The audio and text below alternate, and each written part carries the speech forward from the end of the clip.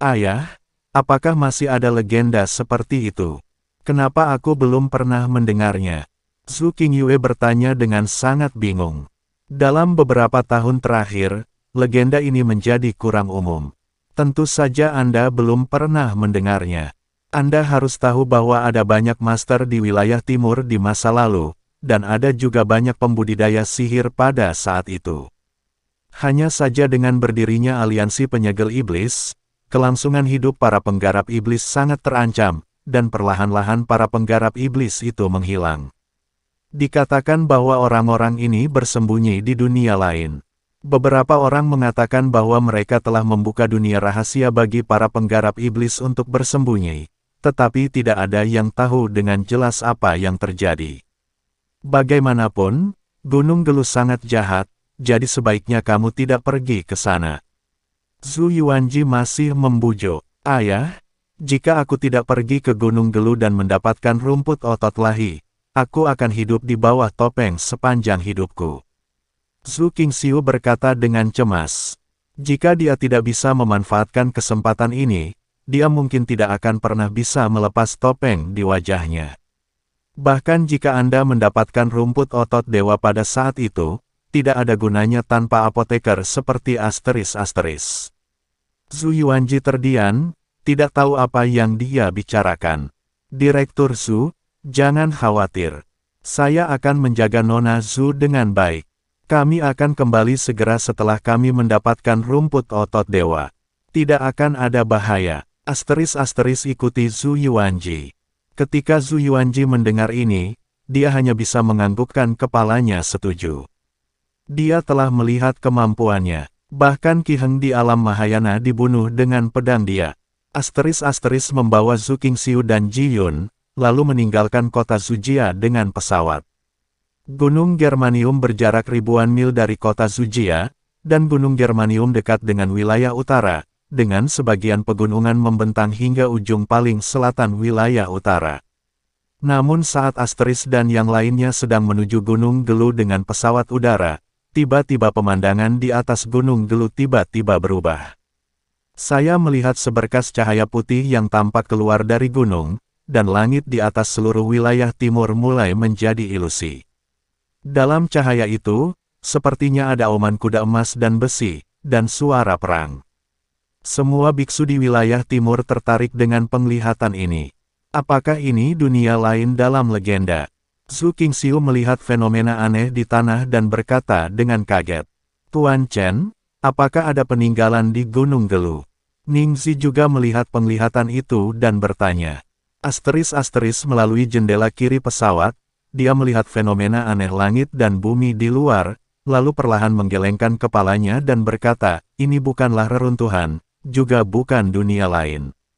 Ini adalah medan perang tempat para dewa dan iblis bertarung. Sepertinya medan perang para dewa dan iblis di sini telah dilarang. Ini karena larangan tersebut telah melemah, menyebabkan aura medan perang para dewa dan iblis terekspos. Medan perang antara dewa dan iblis. Aku tidak menyangka ada medan perang antara dewa dan iblis di tempat terpencil di wilayah timur ini. Ji Yun berkata dengan rasa ingin tahu. Wilayah timur tidak sepi sebelumnya, tapi kemudian menjadi seperti ini. Zhu Qingxiu dengan cepat menjelaskan. Ayo pergi. Suasana medan pertempuran para dewa dan iblis ini telah bocor. Diperkirakan banyak orang yang akan pergi ke sana. Ayo pergi dan lihat. Asteris-asteris ketahuilah bahwa pasti akan ada banyak harta karun tak terduga di medan perang antara dewa dan iblis. Orang lain pasti akan mengetahuinya. Jadi sekarang aura medan perang para dewa dan iblis bocor, banyak orang pasti akan bergegas ke sana. Ji Yun mengangguk, mempercepat pesawatnya, dan menuju Gunung Geluh. Di saat yang sama, seorang lelaki tua bungkuk yang diikuti oleh dua penggarap iblis bersenjatakan pedang tiba-tiba muncul di wilayah timur dalam cahaya putih. Ketiga orang ini semuanya adalah anggota aliansi penyegel iblis. Setelah mendapat bantuan dari kota Qijia, mereka bertiga menggunakan susunan teleportasi untuk datang ke wilayah timur. Susunan teleportasi ini hanya dapat digunakan oleh organisasi paling kuat seperti Demon Sealing Alliance. 5. Master Sekte, ini pertama kalinya kami muncul dalam 100 tahun terakhir. Selama kami menangkap Chen Ping kali ini, kami dapat dengan bebas masuk dan keluar dari aliansi penyegel iblis, dan kami tidak akan dipenjara di penjara bawah tanah. Seorang pembudidaya iblis di belakang lelaki tua bungkuk itu berkata dengan penuh semangat. Tian Luo, Tian Xia, kalian berdua telah mengikutiku selama bertahun-tahun, mengapa kalian masih begitu merindukan dunia luar? Apa yang salah dengan penjara bawah tanah aliansi penyegel iblis? Kami tidak kekurangan sumber daya apapun selama 100 tahun terakhir, dan kami masih bersih. Setelah lelaki tua bungkuk itu selesai berbicara, dia melirik ke arah penglihatan langit dan bumi, dan melanjutkan, Tian Luo, pergilah ke tempat penglihatan langit dan bumi untuk mencari tahu apa yang terjadi, dan jangan memulai konflik begitu saja. Saya akan membawa Tianxia ke kota Qijia untuk melihat apakah Chen Ping dapat membunuh biksu Mahayana tingkat pertama dengan satu pedang, kekuatannya pasti tidak kalah dengan Anda. Kamu tidak boleh gegabah. Meskipun kita sekarang berada di bawah tangan Demon Ceiling Alliance, kita bukanlah anjing dari Demon Ceiling Alliance. Sebelum melakukan apapun, kita harus memastikan keselamatan kita sendiri.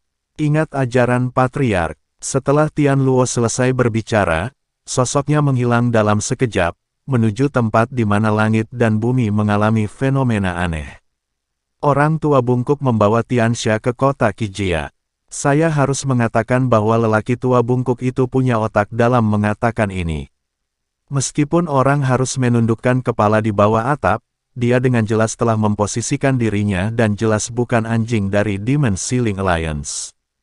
Tidak lama setelah Luo menghilang hari itu, Chen Ping duduk di pesawat dan tiba-tiba mengerutkan kening. Ji Yun, hati-hati. Ada aura misterius mendekati kita. Saat Chen Ping selesai berbicara, sesosok tubuh telah berhenti di depan pesawat itu. Orang ini memegang pedang berwarna merah darah, dan tubuhnya dikelilingi oleh kabut hitam. Uang, tempat ini jaraknya hampir 10.000 mil dari Gunung Gelu. Kalau kita terbang ke sana pasti menghabiskan banyak. Sekarang setelah sebuah pesawat muncul, tentu saja Tian Luo ingin mengambil pesawat itu. Saya tidak menyangka akan ada pesawat udara di wilayah timur yang terpencil ini. Saya ingin menaikinya. Bolehkah? Tian Luo memegang pedang panjang dan bertanya dengan keras ke pesawat itu.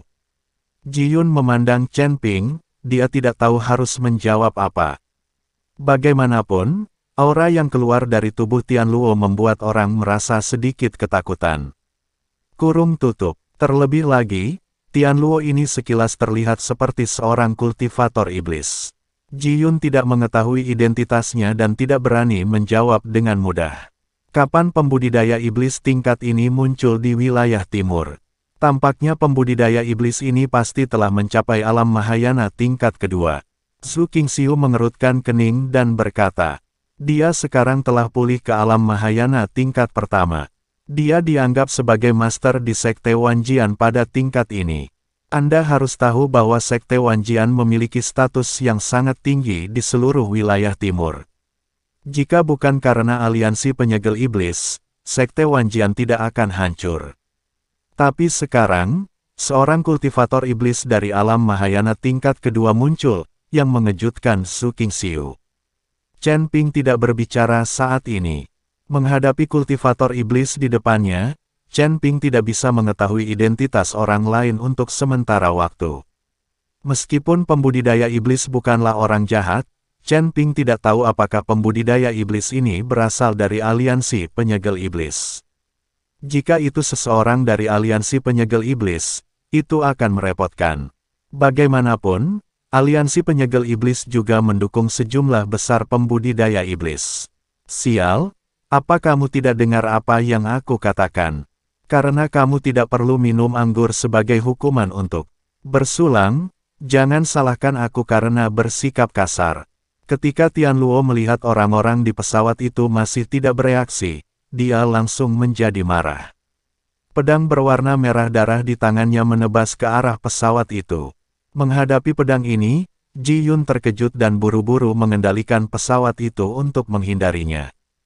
Ketika Zhu Qingxiu melihat ini, dia melompat keluar dan langsung menebas pedang panjang di tangannya.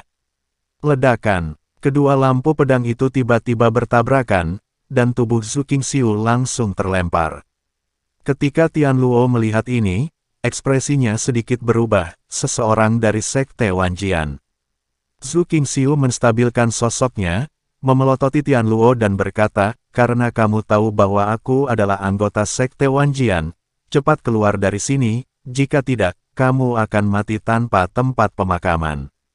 Zhu Qingxiu ingin menggunakan Sekte Wanjian untuk menakut-nakuti pihak lain.